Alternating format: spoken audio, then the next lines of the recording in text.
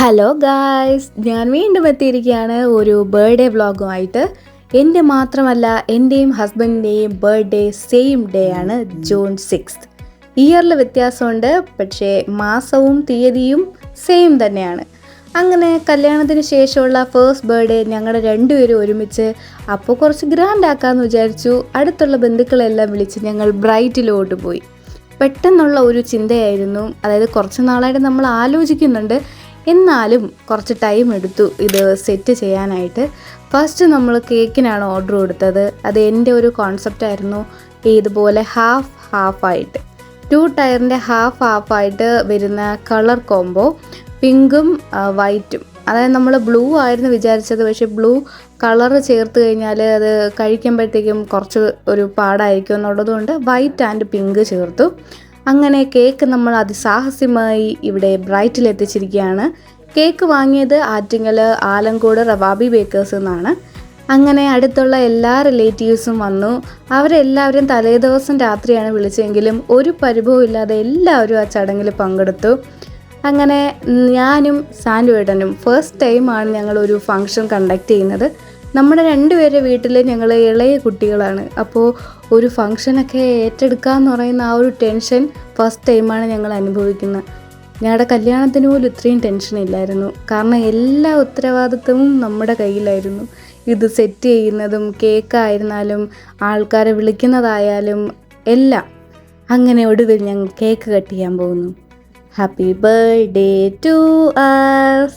അങ്ങനെ നാട്ടിലുള്ളവരും ഗൾഫിലുള്ളവരും പുറത്തുള്ളവരെല്ലാവരും വീഡിയോ കോളിലും അല്ലാതെയൊക്കെ ഞങ്ങളുടെ ഈ ഒരു കൊച്ചു സന്തോഷത്തിൽ പങ്കെടുത്തു. അങ്ങനെ ഞങ്ങൾ പരസ്പരം കേക്കുകൾ കൊടുത്തു. അതുപോലെ വീഡിയോ കോളിൽ ചേട്ടനും ആഘോഷം ഉണ്ടായിരുന്നു, അവരോടൊക്കെ സംസാരിച്ചു. അപ്പോൾ ചേട്ടൻ്റെ റിക്വസ്റ്റ് പ്രകാരം രണ്ടുപേരും ഒരേ സമയം ഒരുമിച്ച് കൊടുക്കണമെന്നുണ്ടായിരുന്നു. അങ്ങനെ ഞങ്ങൾ അതും ചെയ്തു. അങ്ങനെ ചേട്ടൻ പറഞ്ഞ ടാസ്ക് കംപ്ലീറ്റ് ചെയ്തു. Thank you. അങ്ങനെ സർപ്രൈസായിട്ട് ഒരു ഹിൻഡ് പോലും തരാതെ സാൻഡുവേട്ടൻ എന്നെ ഞെട്ടിച്ചുകൊണ്ടൊരു ഗിഫ്റ്റ് തന്നു. അതിന് പിന്നാലെ ഓരോരോ ഗിഫ്റ്റുകൾ വന്നുകൊണ്ടേയിരുന്നു. ഞാനും സാൻഡുവേട്ടനും വാങ്ങിച്ചുകൊണ്ടേയിരുന്നു.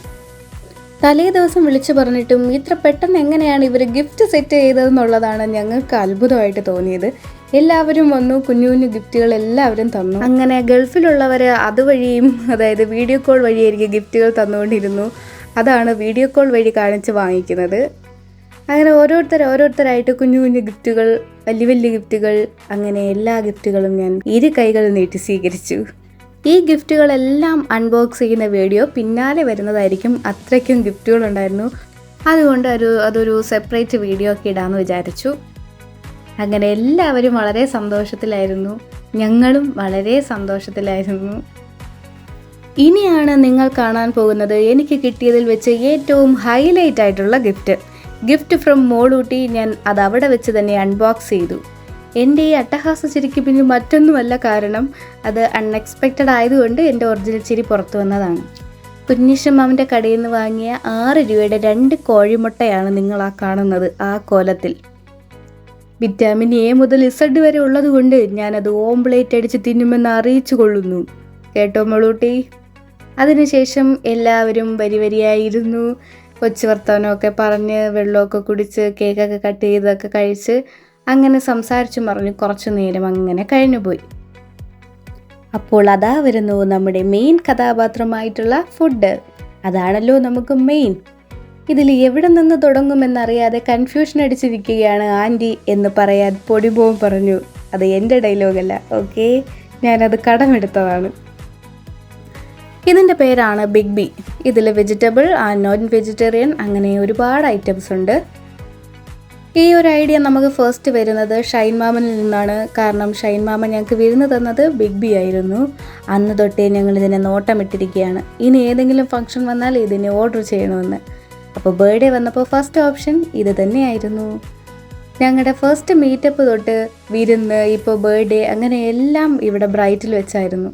അങ്ങനെ ഞങ്ങളുടെ ജീവിതവുമായി ബ്രൈറ്റിന് ഒരുപാട് കണക്ഷൻസ് ഉണ്ട്. അതിനുശേഷം പിന്നെ സെർവ് ചെയ്യുന്ന പണിയിലായിപ്പോയി. കാരണം സെപ്പറേറ്റ് അല്ലാത്തത് കൊണ്ട് എല്ലാവർക്കും ഷെയർ ചെയ്ത് കൊടുക്കണമായിരുന്നു. എല്ലാവർക്കും കിട്ടിയോ ഇല്ലയോ അതിനെക്കുറിച്ചൊന്നും എനിക്കറിയില്ല. എന്നാലും എന്നെക്കൊണ്ടാവുന്ന വിധം കുറച്ച് പേർക്കൊക്കെ ഞാൻ സെർവ് ചെയ്തു.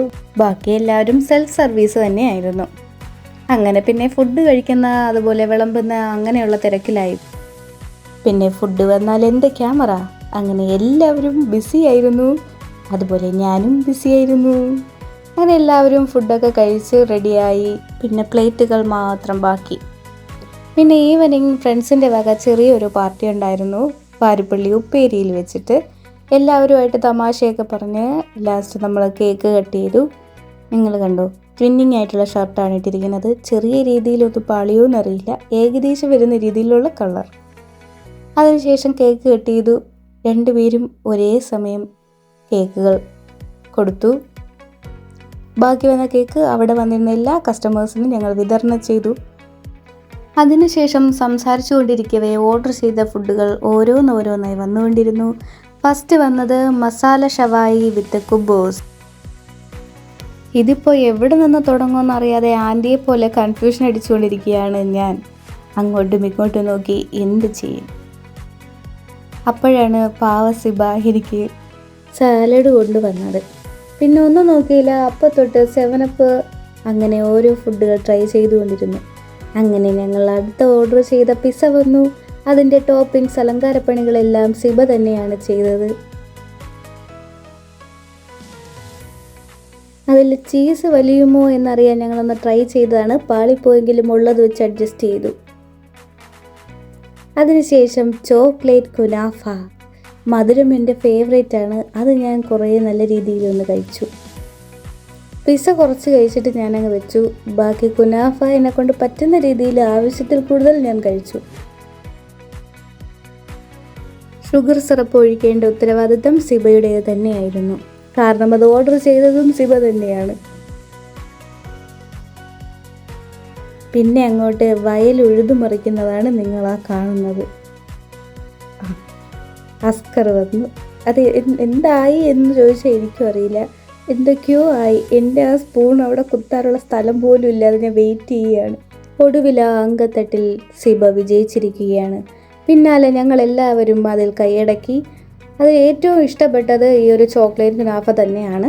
പിന്നെ എല്ലാവരും സംസാരിച്ച് കുറേ നേരം ഇരുന്നു. അങ്ങനെ ഞങ്ങളുടെ ഈ ഒരു ബർത്ത്ഡേ വളരെ സന്തോഷകരമായി അവസാനിച്ചിരിക്കുകയാണ്. വീഡിയോ ഇഷ്ടപ്പെട്ടെങ്കിൽ please like, share and subscribe.